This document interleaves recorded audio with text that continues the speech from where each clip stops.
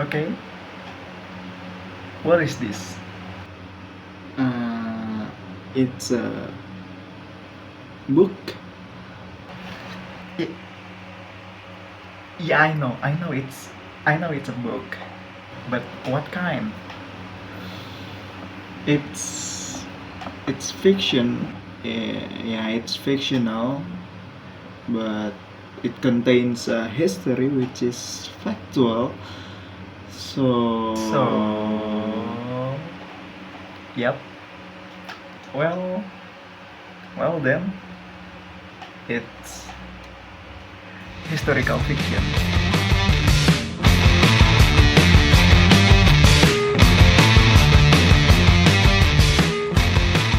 here it goes.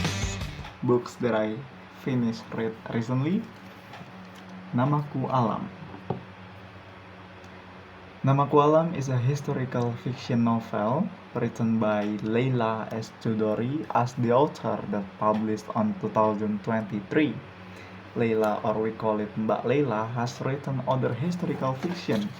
There are Laut Bercerita and Pulang. And Alam is a spin-off from Pulang that built up alone and independently. So we don't need to read Pulang first to understand it, even though they are still connected in one universe. Besides history, this novel also brings up other popular issues like mental health and gender. And this novel tells the story of Segara Alam's journey set in the 60s to early 80s. Alam is a son of political prisoner, which is in Indonesia we call it tapol or ketahanan politik. And this was a tough journey for him because the discrimination he faced as the child of a man called traitor of the nation. Moreover, he has the ability of photographic memory. Every image, every photo, every smell, every shape, every movement that passes in front of him is easy for him to remember and recall in detail, even his darkest memories. Therefore, he never considered his privilege as a privilege, but a curse. And through his journey, the novel explores how historical trauma shapes identity, family, and personal growth.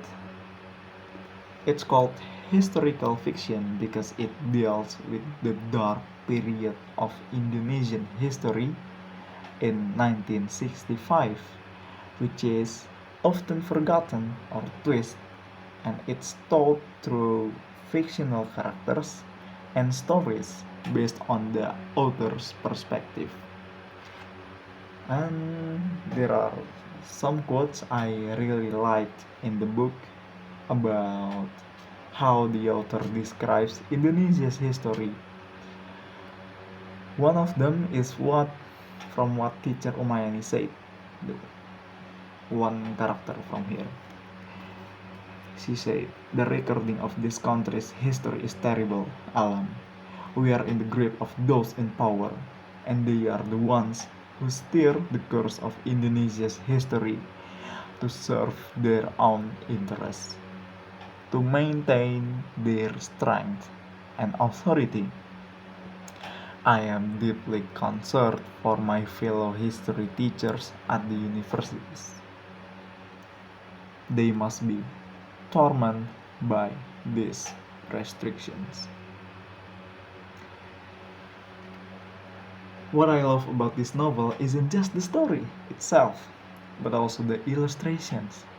Like we can see here, the fierce vulture illustrations drawn in the tones of red and black. It really made me as the reader feel the trauma, the anger, the disappointment, darkness, surrender, even revenge. It's basically about the emotional journey and inner conflict that Alam and the other characters go through. And I also think the novel is packaged in a way that's easy for readers to get to know the history. And yeah, it's not all dark, since part of the story is about Alam's high school days. There's a bit of comedy, romance, and any typical of school drama too. Another thing I really liked in this book is how the author describes food in great detail. Yeah, it's amazing for me. And yeah, however, one thing I found in this book a bit challenging is that the book introduced a lot of characters early on, which made me feel a bit overwhelmed.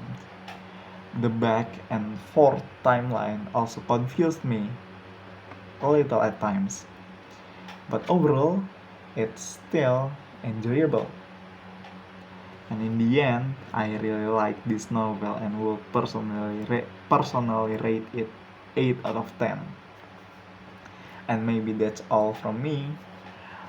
One thing to highlight is that this novel deals with historical issues, and it reminds us how important it is for history to be recorded, starting with the history of our own lives. Thank you for watching, and that's all from me.